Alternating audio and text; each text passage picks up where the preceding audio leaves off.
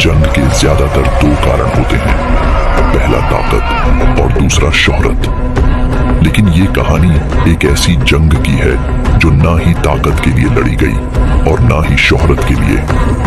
ये जंग लड़ी गई थी मोहब्बत के लिए, और मेरा मानना है कि प्यार के लिए लड़ना बाकियों से ज्यादा मायने रखता है।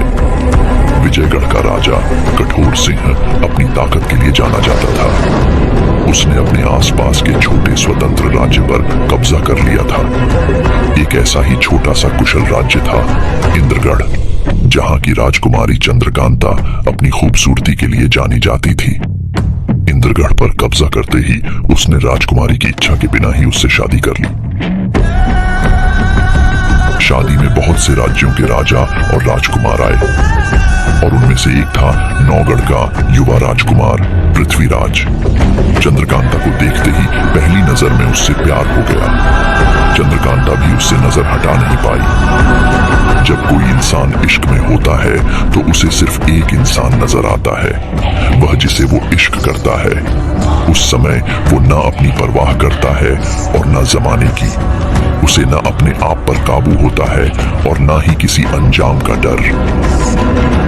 एक तरफ कठोर सिंह इन सब से अनजान अपनी अय्याशी में डूबा हुआ था, वहां दूसरी तरफ राजकुमारी चंद्रकांता और राजकुमार पृथ्वीराज एक दूसरे के काफी करीब आ रहे थे।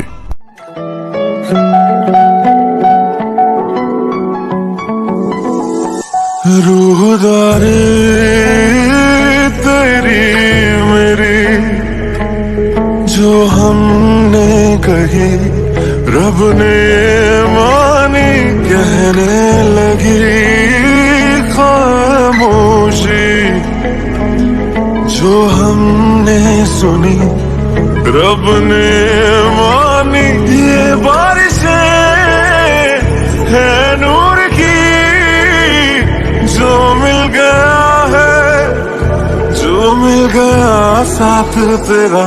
हुए जी हुए इश्क में हम राजी, हुए जी हुए इश्क में हम राजी, हुए जी हुए इश्क में हम राजी, हुए जी हुए इश्क में हम राजी, हुए जी हुए इश्क में हम राजी, हुए जी हुए इश्क में हम राजी, हुए जी हुए इश्क में हम राजी, हुए जी हुए इश्क में हम राजी। अब दोनों का एक दूसरे से अलग होना नामुमकिन था। दोनों ने उस रात एक ऐसा कदम उठाया जो उनके साथ साथ हजारों लोगों की तकदीर बदल देने वाला था।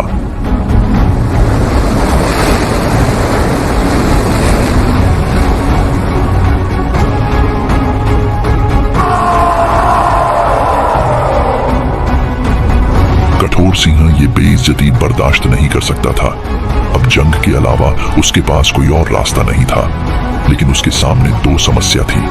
पहला, नौगढ़ का बड़ा राजकुमार और पृथ्वीराज का बड़ा भाई हिमाद्री राज। युद्ध भूमि में उसे हराना उसके लिए बहुत ही मुश्किल होगा। और दूसरा, नौगढ़ में घुसना। पूरा राज्य ऊंची दीवारों से घिरा हुआ है, अब तक उसे किसी ने पार नहीं किया। सिर्फ एक इंसान था जो उसकी मदद कर सकता था, सूरजगढ़ का राजा अभिमन्यु। सिर्फ 300 सैनिक थे उसके राज्य में, लेकिन वो सभी महान योद्धा थे। हर एक 100 के बराबर था। आज तक कोई भी उसके राज्य में घुस नहीं पाया।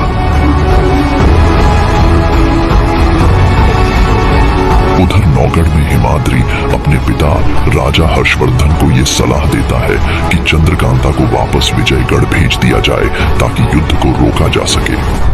लेकिन ऐसा करना राजा को उचित नहीं लगा। पृथ्वीराज चंद्रकांता के बिना रह नहीं पाएगा, और फिर वापस जाने पर चंद्रकांता की जान को भी खतरा था। राजा ने युद्ध के लिए तैयार रहने को कहा।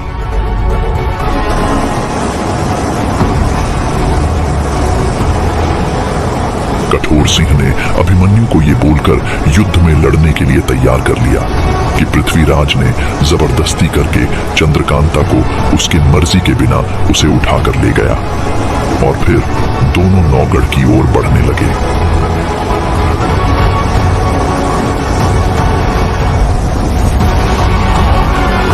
वहां नौगढ़ नौगढ़ में लोगों के बीच अपनी नई राजकुमारी को लेकर उत्सव का माहौल था।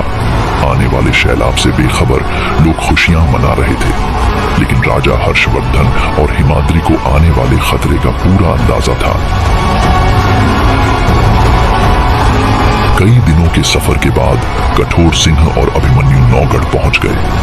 वहां पहुंचते ही उन्होंने जंग का ऐलान कर दिया। दिन बीतते रहे और जाने जाती रही, लेकिन जंग का कोई नतीजा सामने नहीं आ रहा था। नौगढ़ की ऊंची और मजबूत दीवारों को पार करना नामुमकिन साबित हो रहा था, लेकिन इस युद्ध में कठोर सिंह को ज्यादा नुकसान उठाना पड़ रहा था। इसी तिलमिलाहट में उसने वहां के मंदिरों को भी तहस नहस कर दिया। आज नहीं तो कल उसकी हार पक्की थी, और तभी कठोर सिंह के शातिर दिमाग में एक ख्याल आया। उसने राजा हर्षवर्धन को एक पैगाम भेजा। उसमें युद्ध खत्म करने का एक तरीका था। उसमें लिखा था कि नौगढ़ और विजयगढ़ की तरफ से एक एक सर्वश्रेष्ठ योद्धा आपस में लड़ेंगे, और जो भी जीतेगा वह पक्ष विजयी घोषित कर दिया जाएगा। अगर कठोर सिंह का योद्धा जीतता है तो वह 1 लाख स्वर्ण मुद्राएं लेकर वहां से चला जाएगा, और अगर उसकी हार होती है तो वह 1 लाख स्वर्ण मुद्राएं लेकर चला जाएगा। राज्य के भले के लिए हिमाद्री ने राजा को यह प्रस्ताव स्वीकार करने को मना लिया। हजारों लाखों लोगों की जान इससे बच सकती थी, और अपने राज्य का सर्वश्रेष्ठ योद्धा होने के नाते उसने खुद ये चुनौती स्वीकार की। उसे भली भांति पता था कि उसका सामना किससे होने वाला है। अभिमन्यु को पराजित करना बहुत ही मुश्किल होगा। आज तक अभिमन्यु को किसी ने नहीं हराया। कुछ लोग तो ये भी मानते हैं कि वो अमर है। जाने से पहले वो अपनी पत्नी और अपने बेटे को जी भर के देखना चाहता है।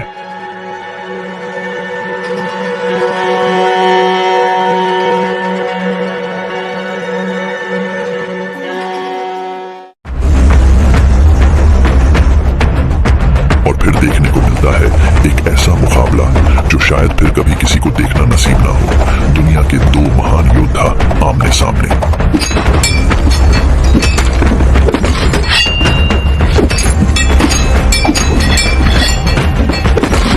बहुत देर तक लड़ने के बाद आखिरकार हिमाद्री से एकजुट हो जाती है, और वो अभिमन्यु के वार से बच नहीं पाता है और वो शहीद हो जाता है। मौत का मुझको डर नहीं, हंसते हंसते मर जाऊंगा।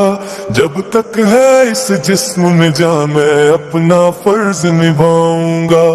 इस मिट्टी की खुशबू को मैं अपने संग ले जाऊंगा। तेरे एहसानों का कर्ज मैं अपने लहू से चुकाऊंगा। मौत का मुझको डर नहीं, हंसते हंसते मर जाऊंगा। जब तक है इस जिस्म में जान मैं अपना फर्ज निभाऊंगा। मौत का मुझको डर नहीं, हंसते हंसते मर जाऊंगा। जब तक है इस जिस्म में जान मैं अपना फर्ज निभाऊंगा। इस मिट्टी की खुशबू को मैं अपने संग ले जाऊंगा।